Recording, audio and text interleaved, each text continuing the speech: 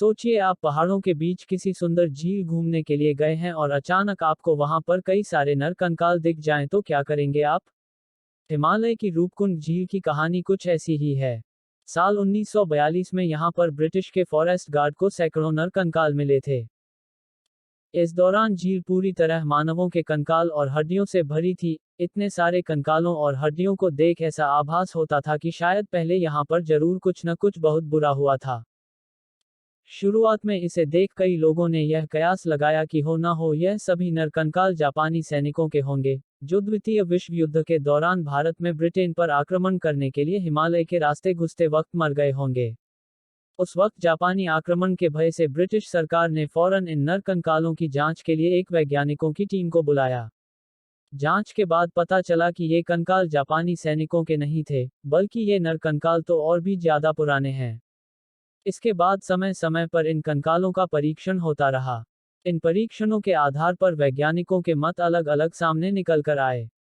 कई वैज्ञानिकों का कहना है कि वर्षों पहले यहाँ पर कई लोगों की मृत्यु हिमस्खलन के चलते हुई, तो दूसरे वैज्ञानिकों का कहना है कि इन लोगों की मौत किसी महामारी के कारण हुई। रूपकुंड झील में नर कंकाल क्यों है और कैसे हैं, इस पर वैज्ञानिकों का मत एक समान नहीं है। हालांकि 2004 में हुए एक अध्ययन ने रूपकुंड झील से जुड़े कई चौंकाने वाले खुलासे किए।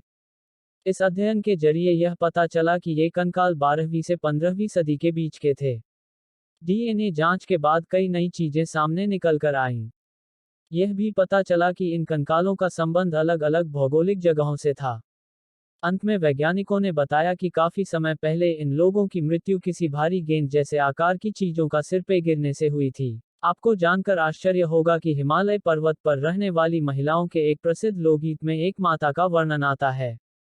लोकगीत के मुताबिक ये देवी माता बाहर से आए लोगों पर गुस्सा करती थीं, जो यहाँ आकर पहाड़ की सुंदरता में खलल डालते थे। इसी गुस्से में उन्होंने भारी भरकम ओलों की बारिश करवाई, जिसके कारण कई लोगों की जानें गई थी। गौरतलब बात है कि 2004 में हुए रिसर्च में यही बात सामने निकल कर आई थी कि अचानक हुई भयंकर ओलावृष्टि से इन लोगों की जानें गई होंगी। वहीं आज भी इस रूपकुंड झील के कई रहस्य झील के भीतर ही दफन हैं। झील में प्रवेश करने पर सख्त प्रतिबंध है। लोगों का कहना है कि यहाँ पर अक्सर कई सारी रहस्यमय घटनाएं होती हैं।